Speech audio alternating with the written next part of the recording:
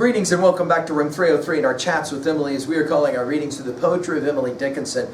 We are using the Johnson edition. We turned out a poem 566, A Dying Tiger Moaned for Drink. And we are, of course, going to immediately recognize the bizarre and exotic nature of Emily, if she is the speaker of the poem, with a tiger who is dying of thirst.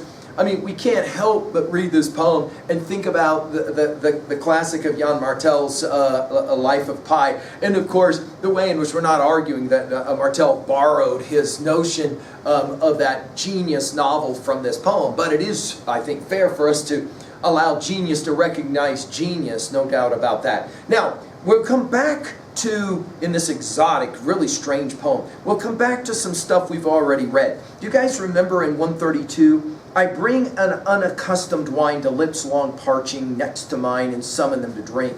Crackling with fever, they essay. I turn my brimming eyes away and come next hour to look. The hands still hug the tardy glass. The lips I would have cooled, alas, are so superfluous cold. I would as soon attempt to warm the bosoms where the frost has lain ages beneath the mold. Some other thirsty there may be to whom this would have pointed me, had it remained to speak. And so I always bear the cup, if haply mine may be the drop, some pilgrim thirst to slack, if haply anyone or any say to me, unto the little unto me, when I at last awake. And do you guys remember when we did 439? And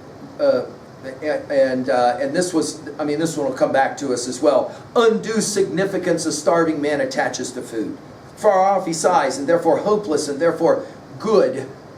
Partaken it relieves indeed, but proves us that spices fly in the receipt. It was the distance, was savory. And then in our last study of the previous poem, you'll remember we did 167. To learn the transport by the pain, as blind man learned the sun, to die of thirst, suspecting that brooks in meadows run, to stay the homesick feet upon a foreign shore, haunted by native lands the while in blue beloved air. This is the sovereign anguish. This, the signal woe. These are the patient laureates whose voices trained below ascend in ceaseless carol, inaudible indeed to us, the duller scholars of the mysterious bar. Now, our assumptions are that you've been following our stuff at learnstrong.net. Down that left-hand side, Chats with Emily's our playlist. Hopefully you worked through our set of introductory comments as well as the previous 565 poems. We just finished with 565, When Anguish is in a Crowd. Now, we have a number of poems of Emily's, and we've studied some of them already, about thirst and about hunger. You'll remember, of course, 67 successes counted sweetest by those who ne'er succeed. To comprehend a nectar requires sorest need, right? But notice in this poem, the speaker is not the thirsty one, the dying one, but rather is hoping that she, can we say she, Emily, is able to help this tiger. Now, of course, what does the tiger symbolize? Does it symbolize the masculine? Does it symbolize desire? We're back, of course, to our study of Blake's Songs of Experience, and especially Tiger, Tiger, burning bright in the forest of the night. What immortal hand or eye could frame thy fearful symmetry? We'll enjoy now this poem. A dying tiger moaned for drink. I hunted all the sands. I caught the dripping of a rock and bore it in my hand. His mighty balls in death were thick, but searching I could see a vision on the retina of water and of me. 'Twas not my blame who sped too slow. 'Twas not his blame who died while I was reaching him, but 'twas the fact that he was dead. Now, in pure Emily Dickinson fashion, a little poem like this that paints a picture. What is it we say great poets show and don't tell? Brilliant. But notice in this poem, Emily does some telling through the showing, as she so regularly does, which is, again, why we think of her. I mean, we put her in the same company as a Blake, don't we? To say, well, yeah, I mean, if William Blake is a genius poet, then obviously so is Emily. Notice, we begin with a dying tiger. Of course, the irony is we're going to learn the tiger will soon die, right?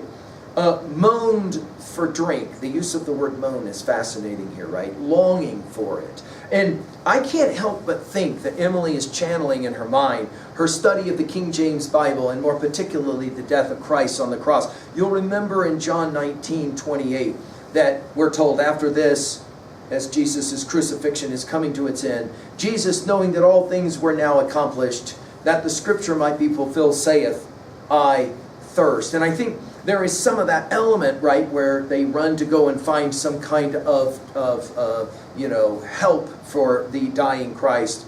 A dying tiger moaned for drink. I hunted all the sand. So there, she says, I went out looking for water. I caught the dripping of a rock and bore it in my hand. And again, this idea of the water coming from a rock takes us back to the Moses story, no doubt. His mighty balls, here it's his eyeballs, in death were thick. So by the time she gets back, he's already gone. But searching, I could see, note the irony here, a vision on the retina, a reflection of water and of me. In other words, as she's trying to give the tiger water, his eyes are already starting to glaze over with death. But in the reflection of her eyes, she can see both herself and the water that she's trying to give to the tiger. It's brilliant. And then we got to assign blame.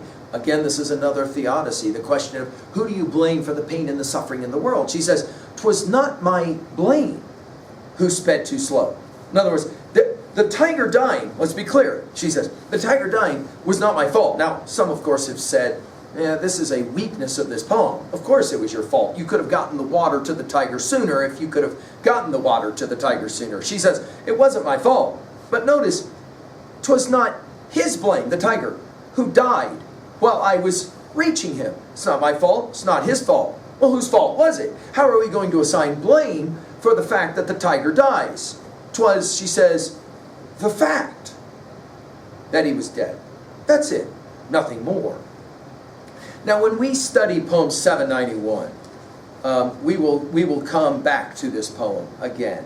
God gave a loaf to every bird, but just a crumb to me. I dare not eat it, though I starve my poignant luxury to own it, touch it, prove the feat that made the pellet mine. Too happy for my sparrow's chance for ampler coveting. It might be famine all around. I could not miss an ear, such plenty smiles up on my board. My garner shows so fair. I wonder how the rich may feel. An Indiaman, an earl, I deem that I, with but a crumb, am sovereign of them all. And then when we get to poem 791, we'll play a similar game. We'll come back to this one as well. I'm sorry, 579. When we play that game, you'll remember it. She says it this way. We'll see it soon. I had been hungry all the years. My noon had come to dine. I trembling drew the table near and touched the curious wine.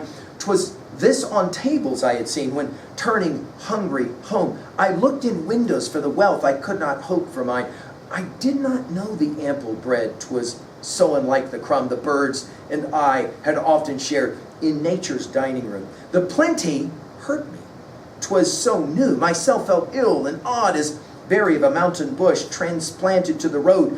Nor was I hungry. So I found that hunger was a way of persons outside windows. The entering takes away. Now, the message here, I think her argument is that sometimes no one can be blamed. That is to say, circumstances happen, what she calls the facts. This is the way life is. Sometimes there is no one to blame at all. Well, I think the question of this poem is, what does the tiger symbolize? And I'm going to leave that one kind of to you to think about. We mentioned, of course, the Life of Pi and Jan Martel's classic. I think it's fun to compare the two poems. Finally, or the two texts. Finally, in 3b, when was a time in your life to own a poem like this? When was a time you tried, but you were too late? But in the end, now that you're thinking about it, you have to admit, it wasn't your fault. And it wasn't anyone else's fault. It was just simply the facts of life. I hope Emily's challenging you. Thank you.